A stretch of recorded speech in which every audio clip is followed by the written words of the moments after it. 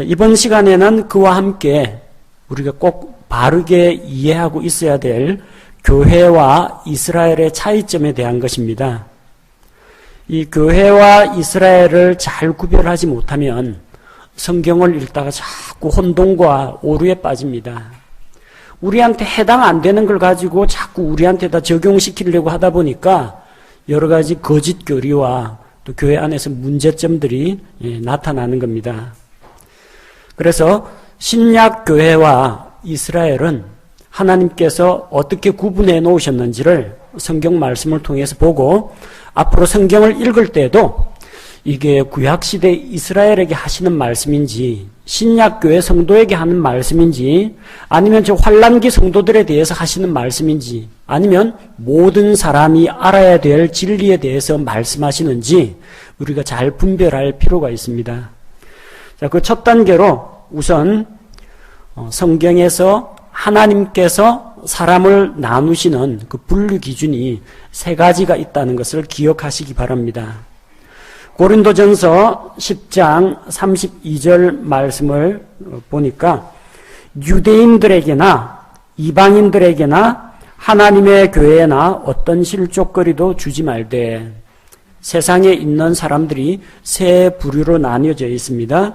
유대인 집단이 있고 이방인 집단이 있고 또한 신약 교회가 있습니다. 고린도전서 1장에도 같은 내용이 나옵니다. 고린도전서 1장 22절과 23절에 유대인들은 표적을 요구하고 그리스인들은 지혜를 추구하나 우리는 십자가에 못 박히신 그리스도를 선포하노니. 자, 표적을 구하는 유대인들 집단이 있고 지혜를 추구하는 그리스인들 이방인 집단이 있고 십자가에 못 박히신 그리스도를 선포하는 우리 신약 교회가 있다는 겁니다. 이 세상에 있는 사람을 하나님께서는 이렇게 세 부류로 나누십니다.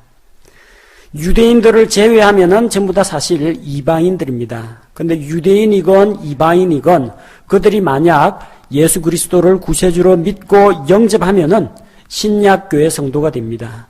누구든지 믿고 예수 그리스도의 몸 안으로 들어오면 신약교회 성도가 됩니다. 이런 하나님의 분류 방식으로부터 우리는 한 가지 사실을 발견할 수가 있는데 곧 교회는 이스라엘이 아니라는 겁니다. 교회와 이스라엘은 분명히 구별되는 존재라는 겁니다. 마태복음 13장에는 왕국의 비유가 나옵니다. 하늘의 왕국 비유가 나오는데 그 중에 밭에 숨겨진 보물 이야기가 있죠. 어떤 사람이 밭에서 보물을 발견하고 자기의 재산을 팔아가지고 그 밭 전체를 샀습니다. 그러면은 그 밭 안에 있는 보물이 자기 것이 된다는 겁니다. 보물을 산 것이 아니라 보물이 들어있는 밭을 샀어요. 그런데 마태복음 13장에서 밭은 세상이요. 밭은 세상이라고 했어요. 그러면은 밭에 감추인 보물은 무엇이냐? 출애굽기 19장 5절 6절 말씀과 같이 너희가 내 명령에 순종하고 나의 모든 명령을 지켜 이행하면 너희는 내게 특별한 보물이 될 것이요. 세상 가운데 하나님의 택함을 받은 이스라엘 민족이 특별한 보물입니다. 그들은 밭에 숨겨진 보물입니다. 예수 그리스도께서 나중에 이 땅에 오셔서 전체 땅을 회복하시고 소유하시게 되면 그 안에 있는 보물도 같이 주님께로 회개하고 돌아오게 됩니다. 반면 교회는 마태복음 13장에서 값진 진주로 나타나 있습니다. 어떤 상인이 아주 가치가 있는 진주를 발견하고 자기의 모든 소유를 다 팔아서 그 값진 진주를 사들였습니다. 이 값진 진주는 신약교회 성도들을 이야기합니다. 예수 그리스도께서 자기에게 있는 모든 것을 다 바쳐서 자기의 신부를 구했습니다. 십자가에서 자기의 생명의 피를 흘려서 그 피로 값주고 사신 교회가 있습니다. 이스라엘과 교회는 서로 구별되는 존재라는 겁니다. 자, 그런데 일부 언약주의 신학을 입장에서는 이스라엘 대체 신학이라는 걸 주장합니다. 이스라엘 대체 신학, 즉 이스라엘의 그 위치를 오늘날 신약교회가 대신 차지한다, 그런 의미입니다. 역사적으로 실제하는 이스라엘, 저 중동 땅에 있는 실제 아브라함의 자손들인 그 이스라엘을 이제 교회가 대체했다는 그런 주장입니다. 왜 이런 대체 신학이 등장하느냐?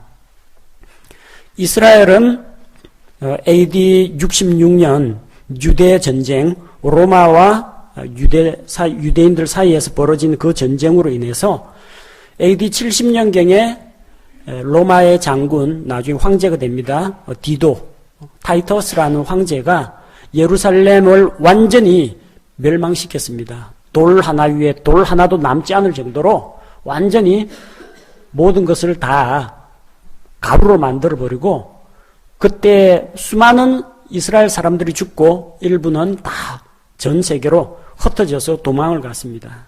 그 이후로 이스라엘이 나라를 이루질 못했습니다.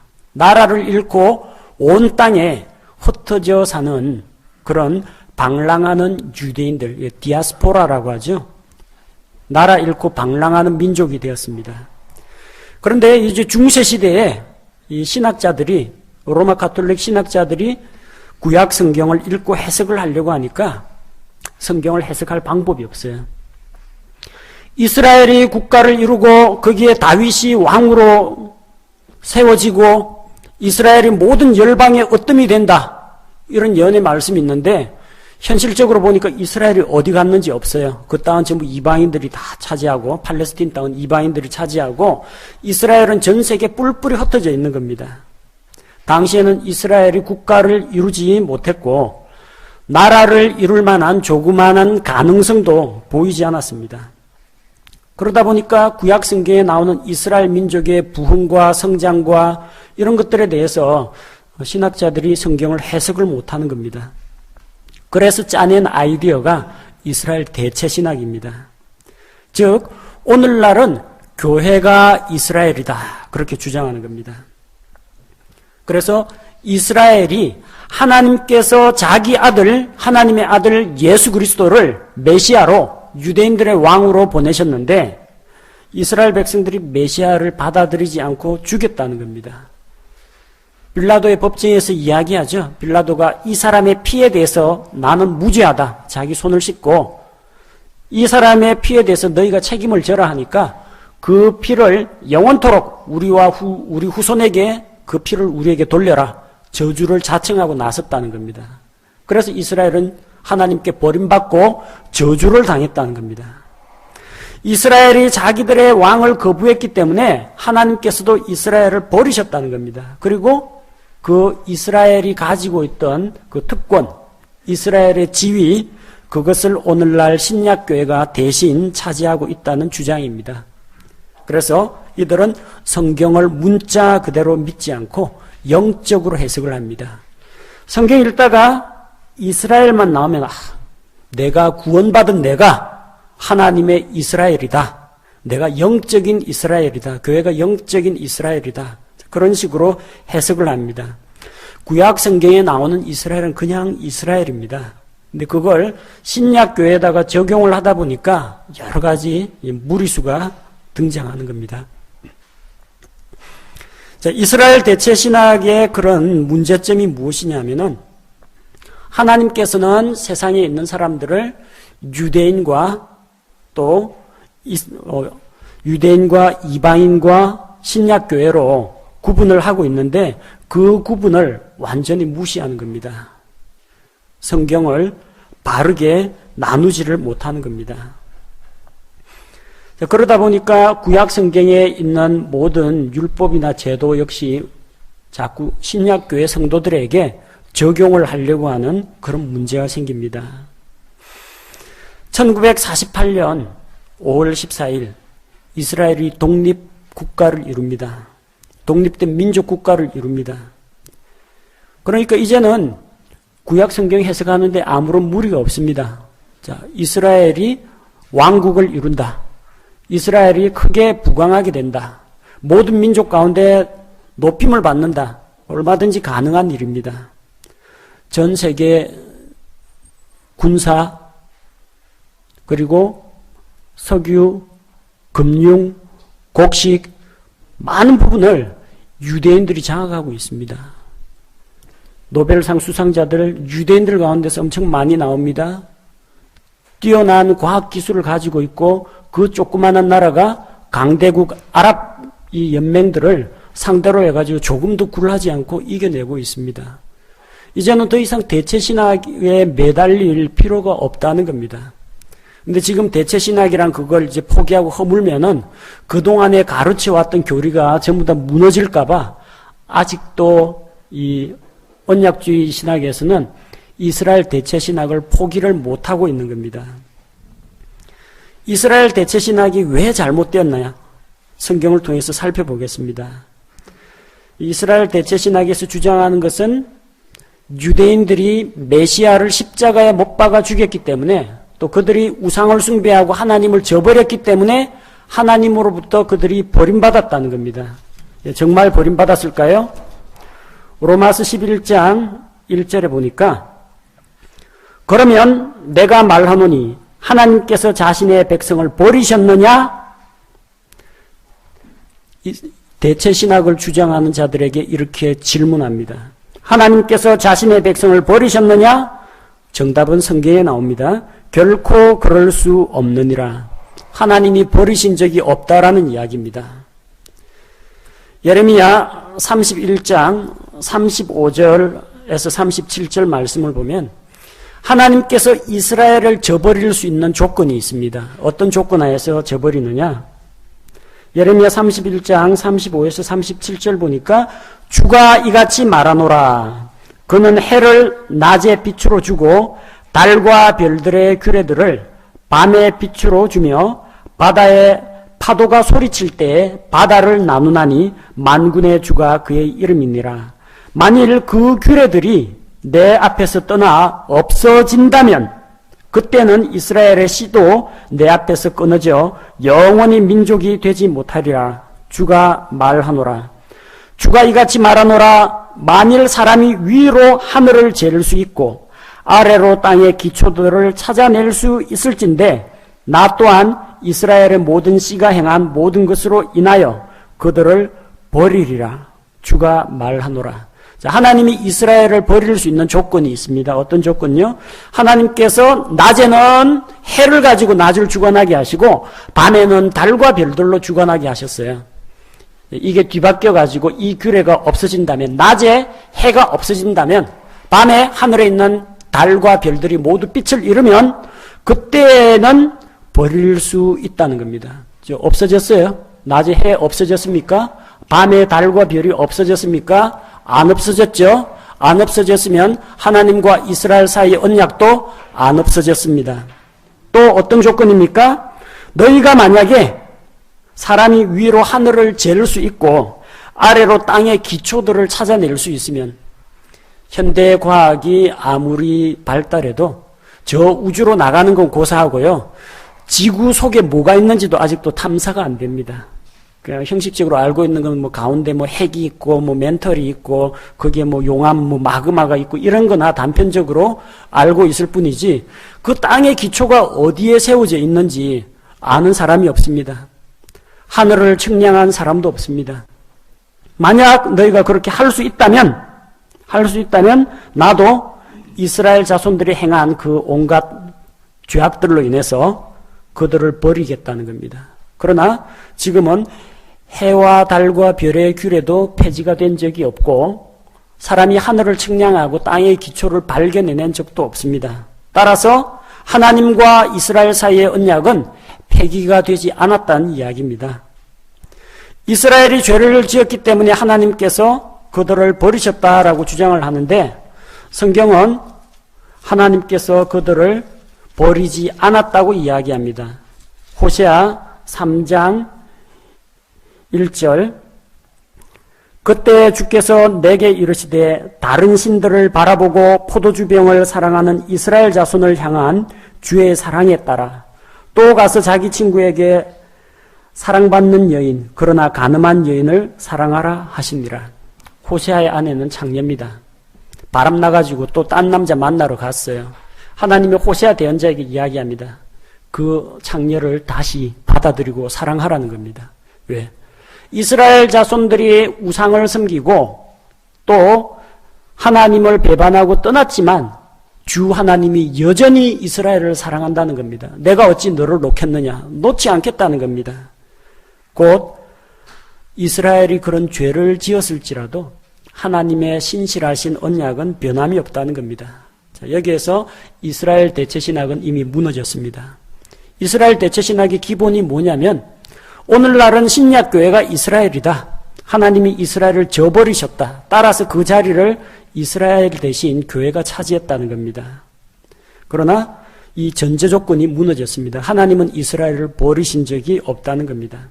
자, 두 번째 논리는 교회와 이스라엘은 신분이 다르다는 겁니다.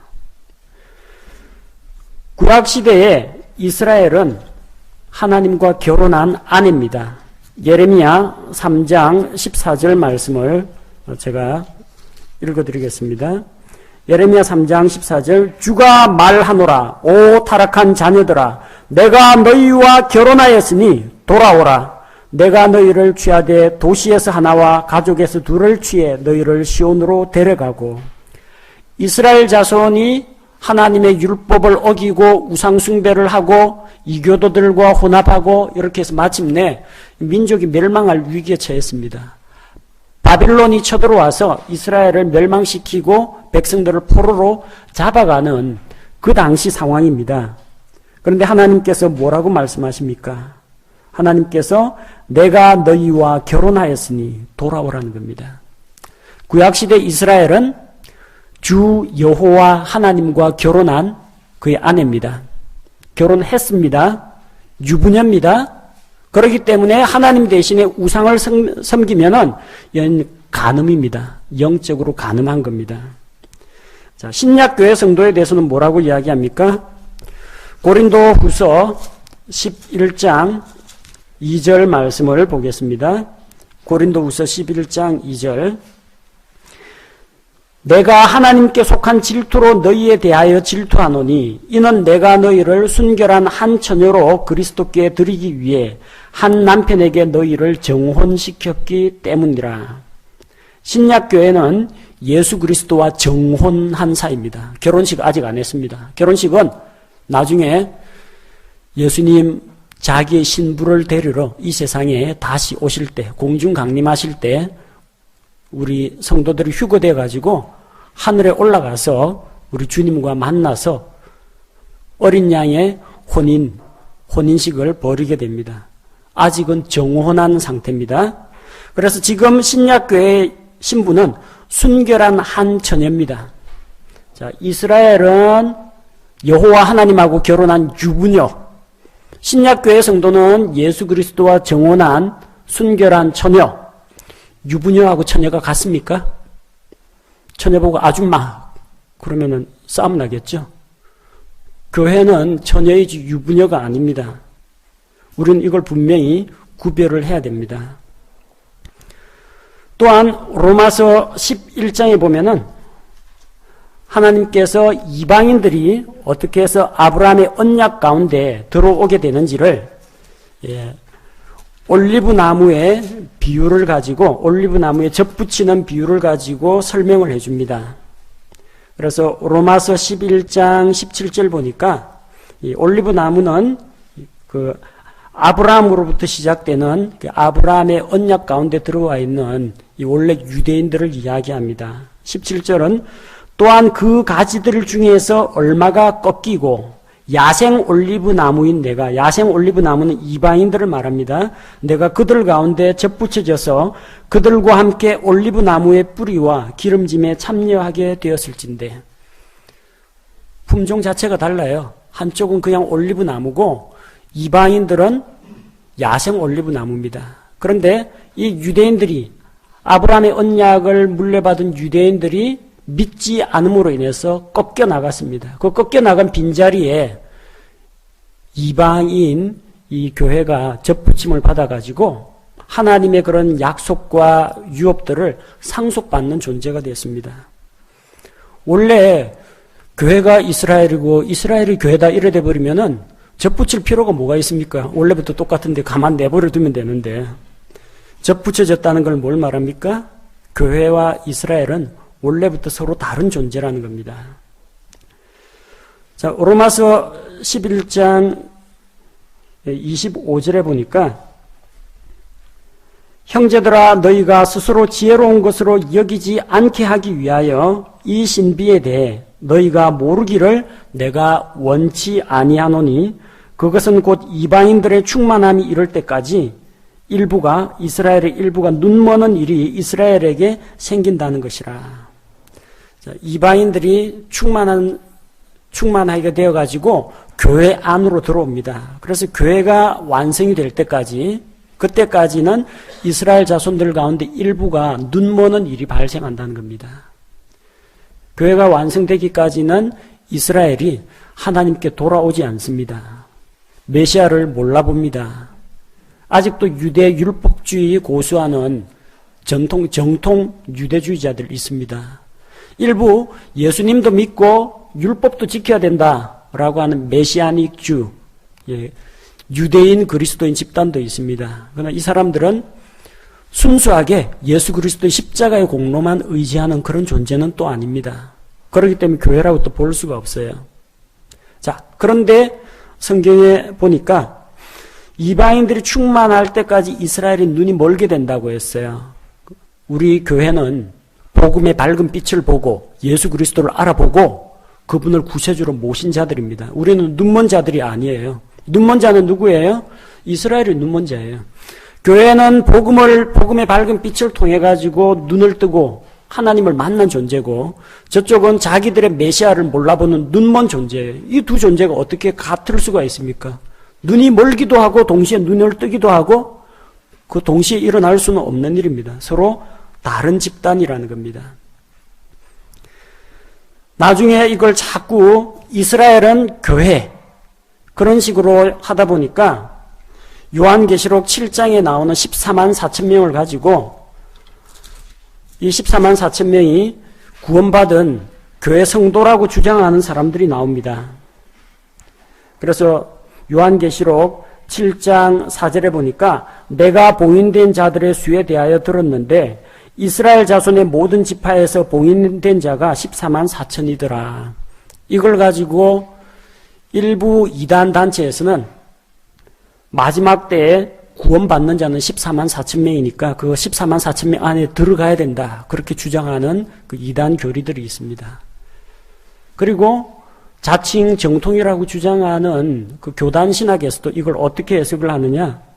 이스라엘 자손이라고 했는데 이스라엘이 교회다. 그 14만 4천은 단순히 정말 14만 4천을 말하는 게 아니라 상징적인 숫자다. 구약시대 이스라엘 12지파, 그리고 신약시대의 12제자, 12 곱하기 12하면 144죠. 거기다 곱하기 1000. 왜 1000을 곱하는지는 저도 모릅니다. 어쨌든 그렇게 해서 구약과 신약의 모든 하나님의 백성을 가리키는 용어가 14만 4천이다. 그런 식으로 영해를 합니다. 그러나 이거는 잘못된 내용입니다. 그 뒤에를 읽어봐야죠. 유다 지파에서 12,000명, 르우벤 지파에서 12,000명. 그럼 영적인 유다는 누굽니까? 영적인 유다는 장로교고, 영적인 르우벤은 감리교고, 영적인 갓은 성결교고, 뭐 이렇게 되는 겁니까? 아니면 이게 5대양 6대주에 있는 나라나 대륙을 이야기하는 겁니까? 도저히 해석할 방법이 없어요. 사람들마다 전부 제각각 해석합니다. 그러나 우리는 성경을 해석할 때 성경 말씀이 글자 그대로 읽어도 전혀 문제가 없을 때는 1차적으로 문자적 해석을 취한다고 했습니다. 이건 그냥 유다 지파예요. 이스라엘의 아들 가운데 유다라는 이름이 있지 않습니까? 생소한 이름 어디 있어요? 르우벤, 갓, 아셀, 시므온, 레위, 이사갈. 다 이거 야곱이 낳았던 12명 아들들 이름입니다. 글자 그대로 받으면 됩니다.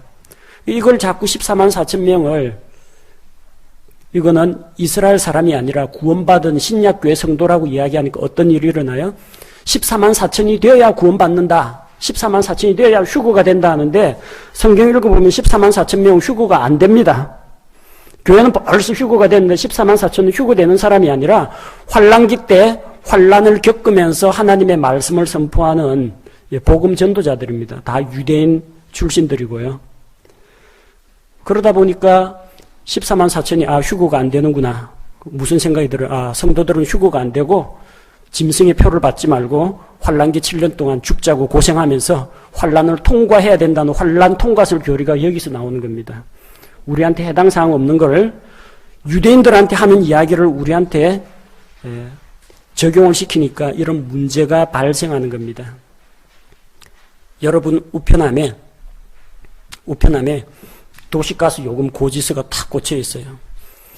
이름도 안 보고 이달에 도시가스가 30만 원이 나왔어. 부들부들 떨면서 떨리는 손으로 송금을 합니다. 알고 보니까 우리 집에 온 게 아니에요. 옆집 거예요. 수신인이 누군지를 보고 해야지. 왜 옆집 걸 내가 내줍니까? 입영 통지서가 우리 우편함에 꽂혀 있으면은 나는 군대 갔다 왔는데 왜 또 입영 통지서가 날아오나? 한 번쯤 의심해 봐야죠. 입영 통지서 우리 우편함에 있는 거라도 이름이 누구로 돼 있는가? 이름을 봐야죠. 수신인이 누군지도 확인 안 하고 무작정 자기 걸로 받아들이면 안 된다는 겁니다. 분명히 성경 가운데는 이스라엘에게 하시는 말씀이 따로 있고 신약교회에 하시는 말씀이 따로 있고 환란기 성도들에게 하는 말씀이 따로 있고 모든 사람에게 주시는 말씀이 있습니다. 요걸 잘 구별해야 된다는 겁니다. 그 구별을 잘 못하면은 오류에 빠집니다. 오늘날 많은 교단에서 교회와 이스라엘을 혼동하다 보니까 이런 문제점들이 드러납니다. 즉 성경 말씀을 기록한 대로 믿지를 않고 자꾸 영적으로 해석합니다. 우리가 영적인 이스라엘이다. 우리가 영적으로 아브라함의 자손이다. 우리가 영적으로 이러다 보니까 성경을 진짜 다 영적으로만 해석하는 겁니다. 성경에 거인이 나타났다. 골리앗이라는 거인이 나타났다. 성경에는 분명히 키까지 명시가 되어 있어요. 그의 무기의 무게하고 길이까지 명시가 되어 있는데도 그걸 문자적으로 안 받아들입니다. 거인이라는 것은 하나님 앞에서 자기가 높아진 자, 교만한 자가 거인. 이런 식으로 상징적 해석을 한다는 겁니다. 줄인 자에게 내 양식을 나눠주며 하면은 어떻게 해야 돼요? 이스라엘 사람들 구제 11조 내가지고 이 양식 나눠줘야 됩니다. 근데 이걸 영적으로 해석해, 줄인 자에게, 사람이 줄이는 것은 양식이 없어 줄인 것이 아니라 말씀을 듣지 못한 그 말씀의 기근이다. 줄인 자에게 성경 말씀을 이야기해 줘야 된다는 겁니다. 이 사람은 지금 배고파서 굶어 죽어가고 있는데 그걸 영적으로 상징적으로 해석을 하니까 이런 엉터리 해석들이 나오는 겁니다. 또한 이 구약시대 이스라엘 거를 신약교회에다 다 적용을 하다 보니까 신약교회가 하지 말아야 할 일들을 이스라엘이 해야 될 일들을 우리가 하게 되는 겁니다. 대표적인 예가 안식교인들 이런 사람들 음식물의 규례를 그대로 받아들였습니다. 레위기에 보면 먹지 말아야 되는 음식들이 있죠. 굽이 갈라지고 되새김질을 하는 짐승은 먹을 수가 있는데 그렇지 않으면 못 먹습니다. 돼지고기 못 먹습니다. 돼지갈비, 삼겹살, 목살 이런 거 먹으면 안 됩니다. 비늘 없는 생선은 먹지 말라고 했으니까 장어구이나 새우나 조개나 이런 거 먹으면 안 됩니다. 그거 그대로 지키는 사람이 있어요. 그 누구 때문에 주신 말씀이에요? 저 무더운 지방, 쉽게 변질되고 음식이 상하기 쉬운 저쪽에 있는 이스라엘 사람들, 특히 그 당시 주변에 있는 이방인들의 우상 숭배하고 관련된 그런 짐승들을 가까이 하지 말라고 성별의 원리로 주신 거예요. 우리하고 해당 사항은 없습니다. 우리는 뭐예요? 디모데전서 4장 2절 말씀, 모든 음식물은 하나님께서 주신 것이기 때문에 감사함으로 받으면 버릴 것이 없다라고 했습니다. 근데 왜 우리가 자꾸 레위기로 돌아가서 유대인들이 지키는 걸 우리가 지키느냐고요. 우리는 이스라엘이 아닌데 신약교회 안에 이스라엘의 이런 율법들이 그래서 흘러들어오는 경우가 있습니다. 10계명 가운데 하나님께서 안식일을 기억하여 거룩히 지켜라 그랬죠. 당시 이스라엘 사람들 지금도 마찬가지입니다. 몇 킬로미터 이상 걸어가면 안 됩니다. 무거운 거 들면 안 됩니다. 예수님께서 내 자리에서 일어나 침상을 들고 걸어가라 하니까 침상 메고 갑니다. 유대인들 보니까 안식일인데 저거 안식일 위반입니다. 당시 랍비들에 의하면은 말린 무화과 2개 정도까지 무게는 들 수 있고 그 이상은 들어 올리면 안 됩니다. 안식일에는 불도 피우면 안 됩니다. 전쟁이 일어나면은 무기 잡으면 안 됩니다. 요즘도 이 이스라엘 사람들 중장비 조작하면 안 된다고 엘리베이터 앞에 딱 가면 다른 사람이 버튼 눌러줄 때까지 서 있습니다. 딴 사람이 눌러주면 딱 따라탑니다. 몇 층 눌러주세요 하고 이야기를 하지, 자기가 이 버튼 눌러가지고 15층 이 중장비 조작하면 안 됩니다. 안식일 위반입니다. 우리는 신약교회 성도지 이스라엘이 아닌 겁니다. 근데 자꾸 신약교회 성도들에게 주일 성수라는 걸 강요합니다. 안식일 지키는 거하고 이 신약교회 주일 성수하고는 전혀 연결고리가 없어요. 다만 우리 주 예수 그리스도의 그 부활을 기념해서 초대교회 때부터 한 날을 정해서 하나님께 공예배를 드리고 성도들이 교제하는 한 날을 정했다. 그래서 우리가 주일날 모여서 예배드리고 교제 나누는 것이지, 마치 안식일을 어기면은 하나님께서 그 사람을 돌로 쳐 죽이라 했는데 주일날 예배 빠졌다고 해서 돌로 쳐 죽이고 그런 거 없잖아요. 주일 성수라는 것은 사실 없습니다. 근데 저만 하더라도 이전에 장로교회 다니면서 철저하게 지켰습니다. 주일날 돈 쓰면 안 된다고 해서 산타 넘고 30분 동안 걸어가지고 교회 다녔습니다. 가게에서 물건 사거나 과자 사 먹거나 배고파도 못 사 먹습니다. 내가 돈을 쓰면은 돈 쓰는 나도 안식일 위반이고, 돈을 쓰면 그 사람이 영업을 하기 위해서 주일날 가게 문을 연다는 겁니다. 그 사람으로 하여금 그 주일을 어기도록 내가 만드는 거기 때문에 죄인이다. 그래서 절대로 뭔가 주일날 뭐 사면 안 됩니다. 시험 공부도 우리 그때 월요일날 주초고사를 봤는데, 월요일마다 주초고사입니다. 토요일날 놀러 가지 말라고. 그러면은 주일날 저녁 성가대까지 다 마치고 집에 들어오면 밤 10시입니다. 딱 2시간 잡니다. 밤 12시에 일어나가지고 12시 땡 하면 월요일 0시입니다. 예, 그때부터 시험 공부했습니다. 칼같이 지켰습니다. 제일 엄격하다는 장로교 쪽에서도 고신 쪽에 있으면서 다 지켰는데, 예수 믿으면 자유 준다고 하더니 교회 오니까 자유 대신에 억압하는 짐들이 너무 많았습니다. 나중에 알고 보니까 이게 제 게 아니라는 걸 알게 되었어요. 안식일은 유대인들이 지키는 겁니다. 우리는 주일을 지키지는 않습니다. 다만 주일을 따로 구별해서 하나님께 예배드리고 성도들과 교제하는데 우리 자신이 주님께 드리는 것이지, 이거 지키면은 다행이고 안 지키면은 저주를 받는 그런 율법이 아니라는 겁니다. 구약시대의 아브라함의 자손들은 난지 8일째 되는 날에 할례를 받았습니다. 그날이 안식일이라고 할지라도 이건 아브라함 언약이기 때문에 무조건 할례를 받았습니다. 신약교회에 할례 받는 사람 있습니까? 없습니다. 그런데 우리도 유대인들처럼 하나님의 백성이라는 표시를 어릴 때 받아야 된다고 해서 유아 세례를 줍니다. 할례하고 유아 세례는 아무런 관계가 없습니다. 또 성경에 침례를 받았다는 이야기는 있어도, 신앙 고백하고 침례 받은 이야기는 있어도, 신앙 고백도 자기 입으로 못하는 어린아이가 물속에 들어갔다 나왔다라든지 뭐 침례를 받았다는 기록은 전혀 없습니다. 그런데 이게 다 어디서 나오냐? 유대인들을 흉내내는 겁니다. 우리가 영적 이스라엘이라고 하니까 교회가 이스라엘을 흉내내는 겁니다. 구약시대 그 제도가 교회 안으로 들어옵니다.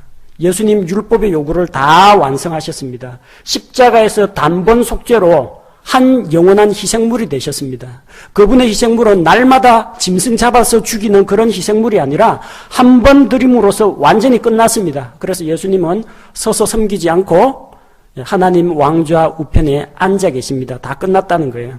자, 희생제사가 다 끝났죠? 그러니까 제사장이 필요합니까? 제사장 필요 없습니다. 제사장 없는데 희생제물도 안 가지고 오는데 성전이 필요합니까? 성전 필요 없습니다. 그래서 신약교회는 예배당은 있어도 성전은 없습니다. 말씀을 선포하고 가르치는 목사와 교사는 있지만 제사장은 없습니다. 하나님 앞에 기쁜 마음으로 드리는, 자원해서 드리는 예물은 있지만 짐승 희생물, 여기에다 양이나 소 가지고 오는 사람은 아무도 없습니다. 그걸 잘 구별해야 됩니다. 그런데 신약교회 목사가 제사장 노릇을 하는 경우가 있습니다. 나는 하나님으로부터 부름을 받은 성직자, 거룩할 성자를 붙여서 성직자, 너희는 평신도. 평신도라는 말 자체가 잘못됐습니다. 성경에 평신도는 없어요. 다 거룩한 성도들이라고 이야기하고 있고, 목사도 거룩한 성도요, 한 형제라고 이야기합니다. 근데 그냥 얘가 구분이 안 되니까 여기다 이제 검은색 가운을 입고 나옵니다. 제사장복처럼 이렇게. 그 가지고 또 구분이 안 되니까 좀 품위 있게 한다고 계절이나 절기별로 후드를 또 색깔별로 또 갈아 끼웁니다. 그렇게 해서 느릿느릿 걷고 옷소매를 길게 해가지고 일반 성도들하고 뭔가 다르다 그런 모습을 보여주려고 하는데 그건 잘못된 겁니다. 전도사, 강도사 하다가 목사 안수를 받으면은 교회 헌법에 따라서, 교단 헌법에 따라서 세 가지 권리를 가집니다. 첫째는 강단에서 말씀을 선포할 설교권을 가지고요. 그 다음에 축도할 수 있는 축복권을 가지고, 그 다음에 교인들에 대해서 치리할 수 있는 징계권을 갖습니다. 그러다 보니까 예배의 마지막에 일반 교단교회에서 손 들고 축도를 합니다. 지금은 우리 주 하나님의 크신 사랑과 성부, 성자, 성령 이름으로 축도를 하는 거예요. 또 누가 뭐 애를 낳았다. 누가 송아지가 뭐 새끼를 낳는다. 누가 자동차를 샀다 하면 꼭 목사 불러다가 이거 안수하고 축복 기도를 하라고 합니다. 목사에게 축복권이 있다고 믿기 때문이죠. 구약시대 제사장은 하나님으로부터 그런 위임을 받았습니다. 너희는 이와 같이 이스라엘 자손을 축복하라. 민수기 6장 24절에서 26절에 축복의 말씀이 나옵니다. 그런데 신약교회는 그런 축복을 목회자한테 위임한 바가 전혀 없습니다. 목사 기도라고 해서 특별히 효력이 더 세다거나 뭐 흔히들 하는 말로 영빨이 더 세다거나 그런 거 없습니다. 저도 아프면 여러분한테 기도 부탁해야 됩니다. 목사가 기도한다고 뭐 잘 되거나 그런 거 없습니다. 그냥 같은 형제이기 때문에 관심을 갖고 잊지 않고 더 기도에 힘써주긴 하겠지만 목사라고 해서 특별한 권능을 가지고 있는 게 아니라는 겁니다. 구약시대는 11조 안 내면은 이 저주를 받습니다. 이스라엘 공동체에서 나가야 됩니다. 왜? 12개 지파 중에서 레위 지파가 전임 사역자 집단이기 때문에 나머지 지파가 십시일반해서 매겨 살려야 됩니다. 그래서 이거는 의무사항입니다. 안 그러면 이스라엘 공동체가 유지가 안 됩니다. 그리고 이걸 본받아가지고 많은 교회에서 요즘 11조를 법제화하고 있습니다. 11조 안 내는 사람 투표권 없다. 11조 안 내는 사람 주일 식당에서 밥 먹지 마라. 11조 안 내는 사람 집사 안수도 안 줍니다. 아예 그게 법으로 만들어져 있어요. 그러나 우리는 10분의 1 혹은 그 이상을 하나님께 드리긴 합니다. 우리도 드리긴 합니다만 자원하는 마음으로 감사하는 마음으로 드리지 무슨 세금 떼듯이 성도들의 의무이기 때문에 드리지는 않습니다. 왜 이런 잘못된 제도가 자꾸 등장합니까? 우리는 이스라엘이 아니고 신약교회인데 구약시대 이스라엘이 하던 율법을 자꾸 교회 안으로 가지고 들어와서 그런 겁니다. 이게 대체신학이라는 것이 이스라엘 대체신학이 단순히 교회가 영적인 이스라엘이다 이걸로 그치는 게 아니라 이런 수많은 종교적인 잘못된 관습들을 만들어냈다는 겁니다. 또 빼놓을 수 없는 게 십자군 전쟁이 이것 때문에 일어납니다. 왜? 이스라엘의 종교 중심지가 어디입니까? 예루살렘 아닙니까? 예루살렘 성전이 있는 곳.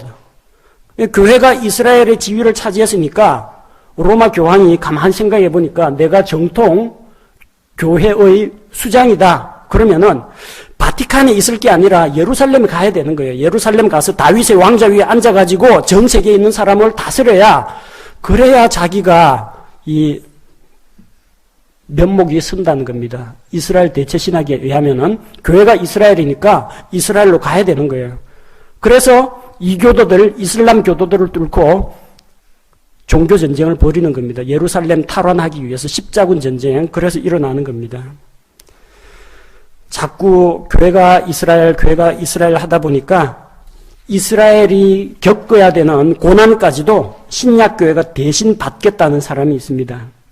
예레미야 30장 7절 말씀에 보니까 마지막 날들에 이스라엘 민족이 겪게 될 운명이 있습니다. 그들은 아직 예수 그리스도를 구주로 받아들이지 않았습니다. 받아들였다면 더 이상 유대인이 아니요 교회 성도입니다. 근데 끝까지 거부하고 환란기 가운데 던져진 그 이스라엘 사람들은 마지막 날의 환란을 통해서 하나님께 돌아옵니다.